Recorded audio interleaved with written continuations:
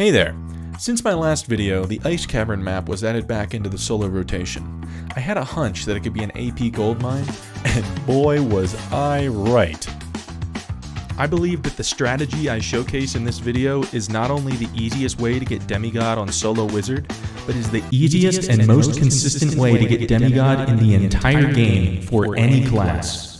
First, let me clarify that I don't believe that a high ranking on the AP ladder is a definitive display of skill. A Demigod wizard does not have to be any better at the game than a Pathfinder wizard. I wish that the leaderboard rewarded PvP more than PvE, since it's definitely the more skillful aspect of the game, but the season rewards will be dropping soon, and I know that a lot of you will be wanting whatever that Demigod trophy is this time, especially if it's this easy to obtain. Following most of the same strategies that I laid out in my Goblin Caves guide, before the entry fee you'll be able to consistently get about 1500 AP per run in the Ice Cavern without ever touching the loot hoard in the center module or ratting players that you know took it. Believe it or not, we plan on getting over 500 AP per run from mobs alone. The AP potential around the outside perimeter of the map is so crazy good that even with the higher entry fee than Goblin Caves, this will skyrocket you from wherever you are in the ranked ladder into Exemplar 1 in no time at all, and then into Demigod with just 10 to 15 more runs. And if you really wanted to grind up to number 1, you could do that too, as you'll be netting about 200 AP per run consistently once you're in Demigod. The main difference between the Ice Cavern strategy and the Goblin Cave strategy is that in the Ice Cavern, we are not at all interested in PvP unless it's to defend ourselves. There is so much AP to milk out of the high mob and loot density that when combined with guaranteed extractions, there's rarely any advantage to engage with another player if you're just going for AP. As cowardly as it sounds, if we hear another player, we just go the other way. Most solos in Ice Cavern are just here to fight for the loot hoard in the middle, or to farm PvE, so if you keep to yourself and away from the center, you likely won't get bothered. If they insist on fighting us, we do our best to end the fight as quickly as possible and get back to business. Our build is also slightly different than before. Since we're mostly avoiding PvP, we don't need to emphasize true magical damage on accessories. Instead, it is better to get plus 11 additional magic damage, since those extra additional damage points are impacted by hitbox multipliers, and we'll be hitting mostly headshots on all the mobs, melting them even quicker than we could with true damage. Aside from plus 11 additional damage, just aim for the cheapest gear you can find that gets you up to 45 knowledge or greater, and then a nice epic staff.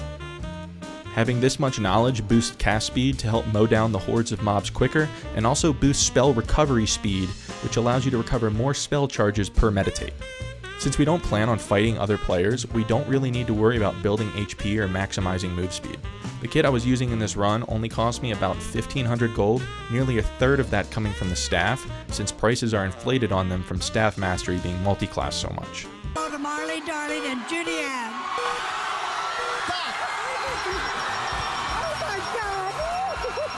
Since our kit is so cheap and we're gaining so much AP per successful run, getting unlucky and killed by a geared bloodthirsty player every 15 runs or so is hardly even a bump in the road. A cheap kit also allows us to replace parts of it throughout the run as we find halfway decent gear, getting us extra item achieve AP. For pathing on Ice Cavern, most modules are going to have the same good loot potential, but the modules with chain aggro mobs like kobolds and wolves are going to be the quickest to clear since they literally flock to you. For this reason, these modules technically will be the best AP potential per minute, but you can net significant AP from just about every module on the map. I'll note the bottom left module is absolutely stuffed with treasure potential, so definitely clear it if it's in your path.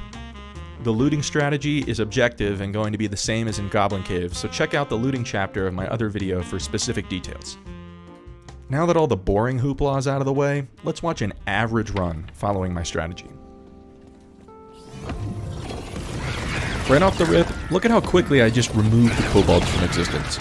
Magic missiles can melt through mobs faster than any other ability in the game, hands down.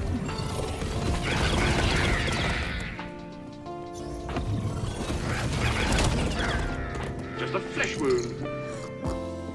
Took a careless little hit there, and we only have 3 magic missile charges left, so we pop a health pot and meditate to regen both our health and our spells at the same time. Since we'll be meditating so often during the run, I don't waste time bandaging unless I think an enemy is nearby or I'm really low. I'll just heal naturally over time.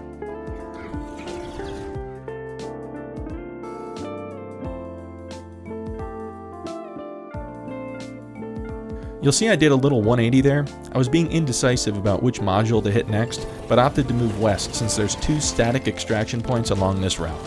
I could have easily went east and then south just as well, but then I'd have to worry about potentially having to use a raft to escape, which can be kind of dicey sometimes. I just chose the safe route.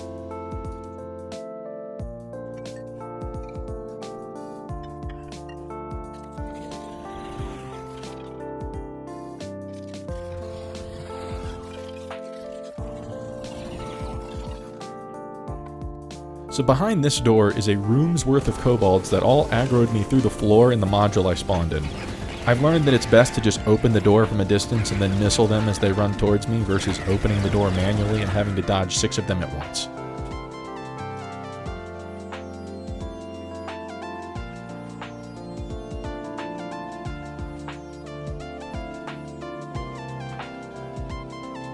Killing Wendigos on Wizard is incredibly easy.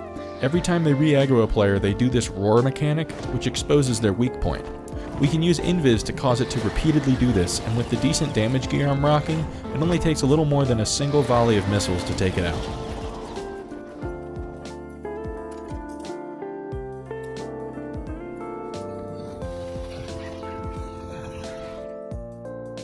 Don't forget to use every shrine you find. The first player to use it gets 10 AP. Sadly, any subsequent uses don't give any.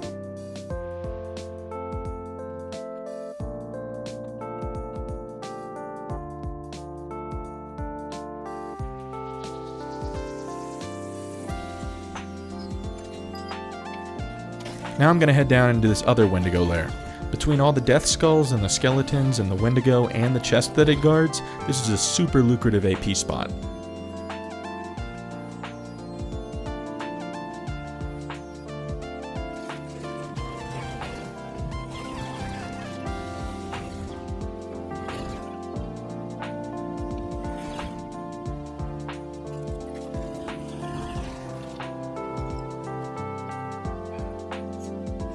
There was a blue fox pendant with 3 true magical damage on that death skull. I'll definitely be using that for PvP another day. Even if it wasn't a valuable pendant, blue jewelry is worth 14 AP each, which is about the same as a green bangle, so they're definitely worth extracting. Green jewelry is only worth 7 AP each, so they aren't as good unless you're desperate.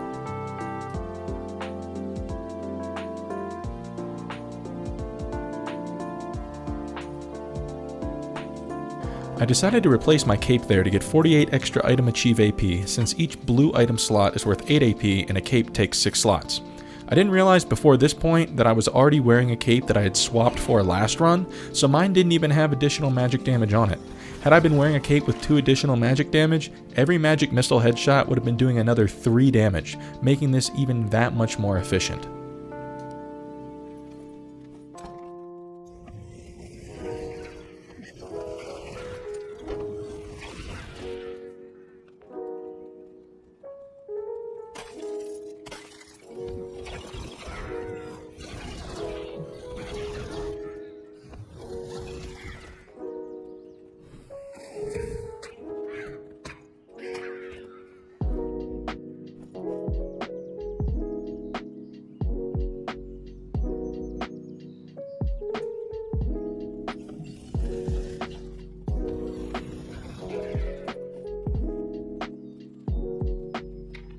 We're reaching the halfway point of the run, and I won't lie, our inventory isn't nearly as full as I'd like it to be.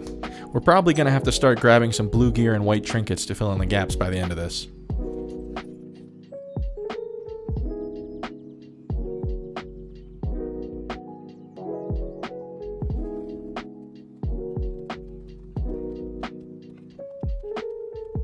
You'll see I lead the giant over to this little ice tunnel. He's tragically too tall to fit through, so he just gets stuck and you can put him to sleep with a few magic missile volleys to the head. This tactic also works with the giant shielder, you just have to make sure you get the angle right to not hit his shield.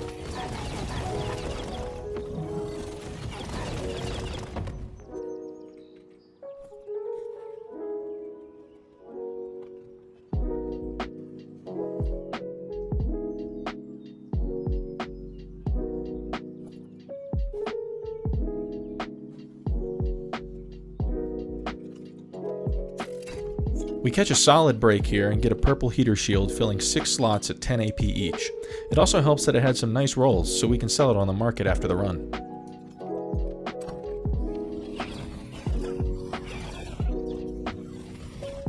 I whiffed a lockpick earlier, so I don't have any for the golden chest here. I frantically searched through the death skulls for a set of lockpicks, but we come up empty. Oh well, we'll just go clear these 2 mummies and then go back to the route.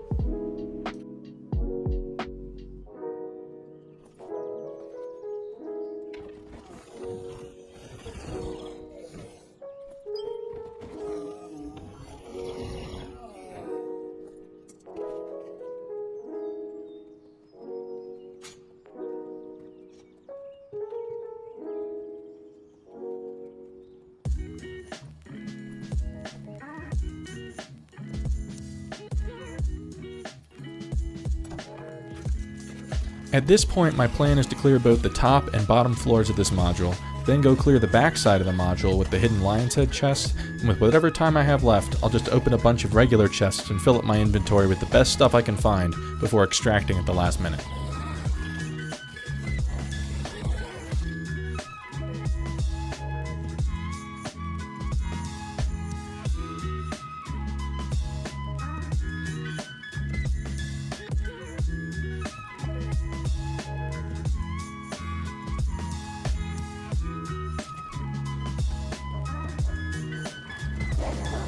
My preferred way of dealing with the wolves is to just gather them all up and then jump onto this lion's head chest and lightning strike and magic missile them from safety.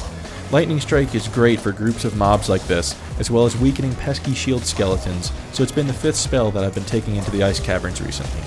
It's also the best counterplay to an enemy player with a shield, so it's useful in PvP as well.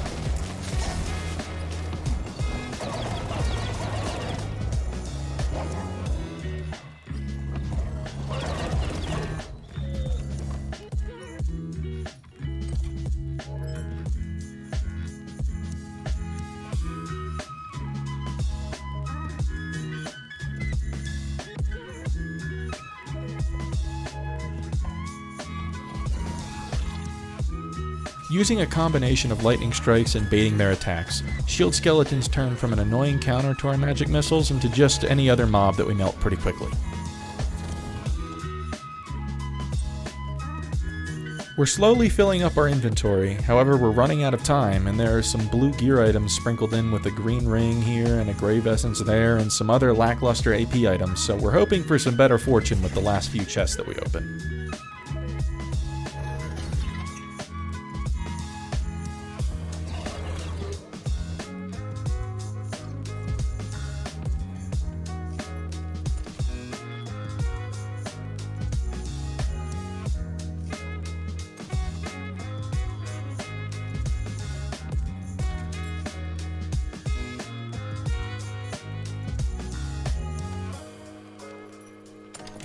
We luck out and nab a set of lockpicks from this chest, so we immediately book it back to that golden chest that we couldn't open before. You'll see that as I'm slowly running through the frostbite, I'm already clearing space in my inventory for what I hope to be an exquisite scroll or something of the high value sort. And no such luck. Just some mid-rarity bangles. Oh well, we'll just hit a couple more regular chests as we head back towards our extraction point and hope for the best.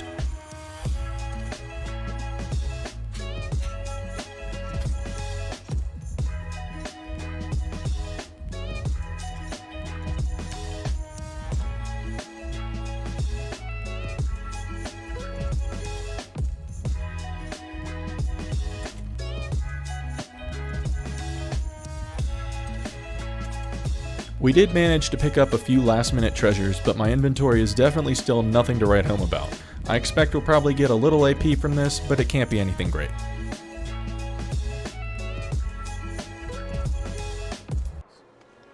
Inconceivable. And it's not just this run.